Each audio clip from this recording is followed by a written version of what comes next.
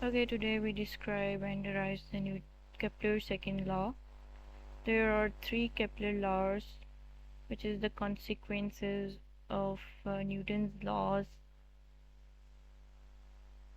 You can see first we have to discuss these new Kepler's second law, and the remaining first and third are discussed in another chapter.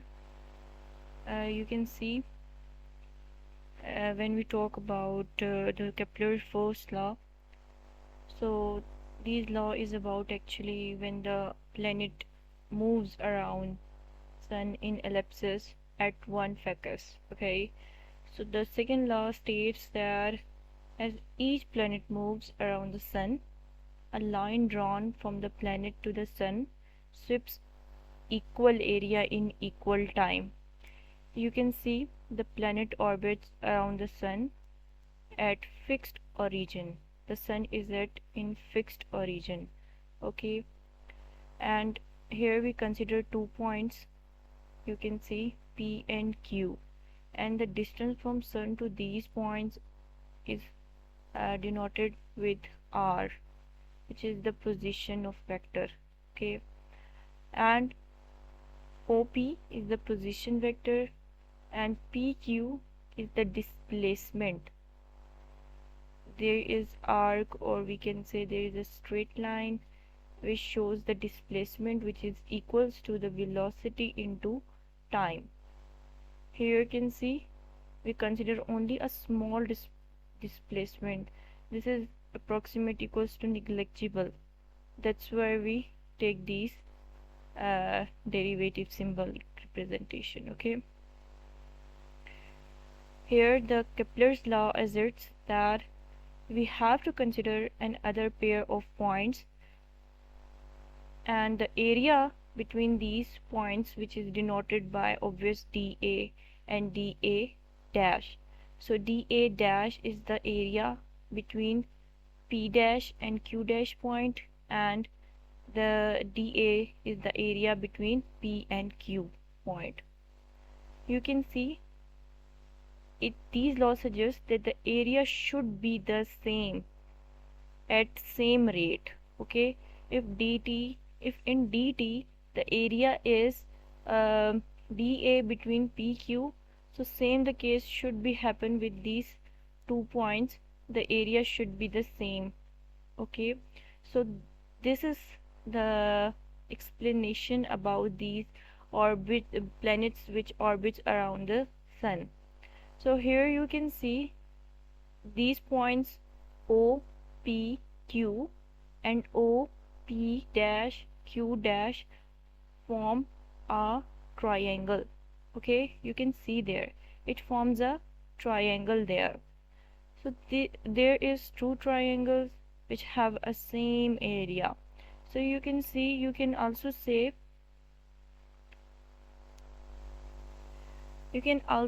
that at same time between two triangles the area must be the same, and after divide the time with these two terms you will get the area, the rate at which the planet sweeps out area. So this planet sweeps at point Q, this planet sweeps at point Q dash. Okay, you can see there. Now after that you will get the area over time, the rate at which the planet sweeps out area. Okay, now further move towards their derivation. Okay, you can see when we talk about the area of a triangle, the area of triangle is formed when there are two vectors. Okay, the vector A and vector V. This is the formula of area of triangle, and the above diagram you can see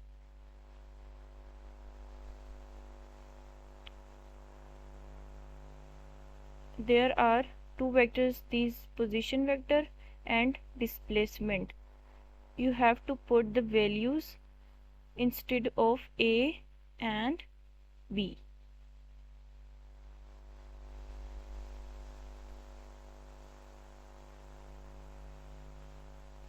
Okay, so you can see this is the area which is equals to the formula which is half, and this is the magnitude between two vectors, and this is the position vector, and this is the displacement which is equals to the velocity, and both are vector quantity into time. Okay, you know that the momentum is equals to the mass into velocity. Okay, now arrange a term.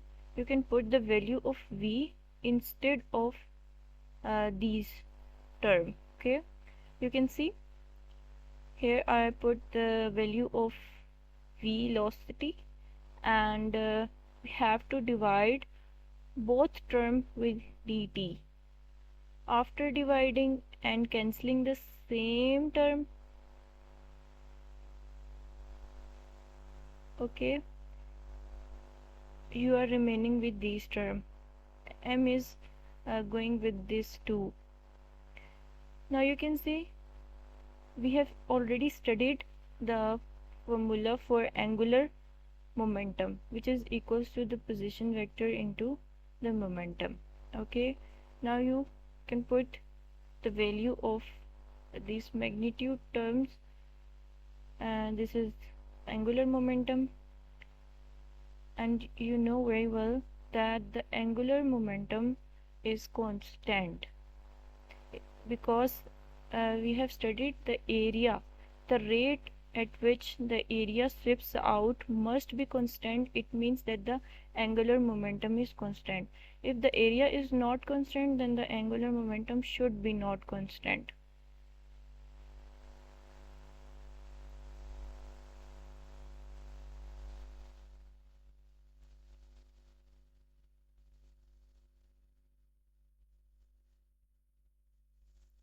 Okay, further you can see here we talk about the central force. When we talk about the gravitational force, it is like a central force. So a central force applied along the line in this case. You can see when we talk about the planet which is moving around the sun, so there is a central force which is lie in the center of the sun, lies on the sun. Okay, so you can see in this case that the angular momentum is constant, so the above equation is the Kepler's second law. So this is the Kepler second law. Further you can see after considering the formula for which is angular momentum, you can see there this is the position vector which is obvious a vector. You can put the value of this vector which is equals to the r, which is magnitude, and the unit vector. Okay, m remains same, and after you can see this is the derivative form of vector, position vector. Now I can you can solve it in a rough work like I solved here.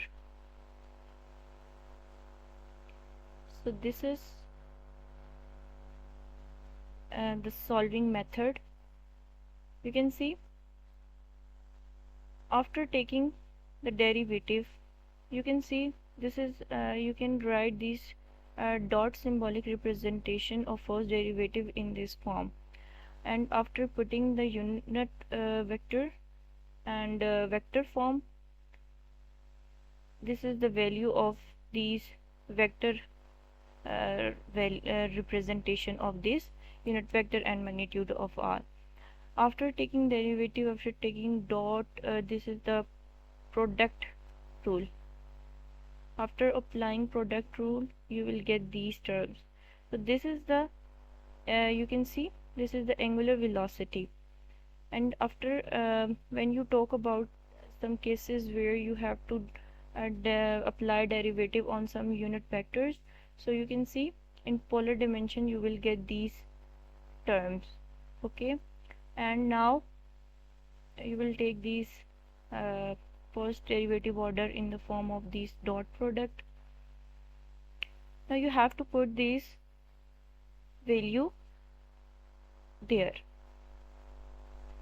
and after multiplying individually you can see the different unit vector gives a unity, which is, this is the cross product between different unit vector.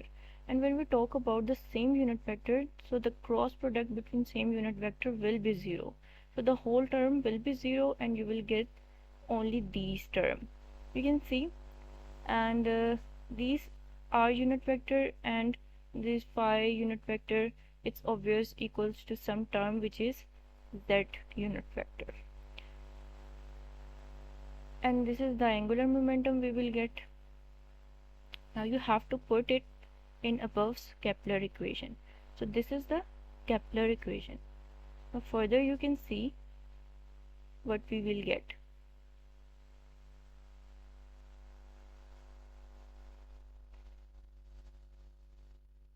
Okay. Now you can see there, this is after putting the value, you will get these and cancelling the same terms, and make sure what is this. This is the angular velocity and this is the radius. As the planet approaches closer to the sun, its radius should be, its obvious, decreases. So what does it mean? It's mean that the velocity is increased. So you can see, let me show you.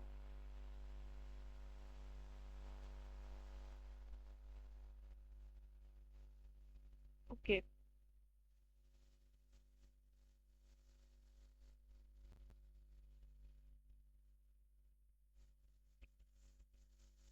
Further, you can see these information is very important. It shows that L, which is angular momentum, is constant if and only if the rate at which the area sweeps out is constant. Okay, so planet which approaches closer to sun, so its angular velocity increases, as I said. Okay, angular velocity is inversely proportional to r square. It's obvious. For example, if the value of r at point P dash is half that at P, then the angular velocity is 4 times that at P dash. It's obvious. There should be effect at both points. If the r is it's obvious r is decreases at point these, and it's obvious the angular velocity will be increased in this point, and the angular velocity will decrease at this point as increases r. So the Kepler law is true for an object that moves under the influence of any center force. So this is all. Thank you.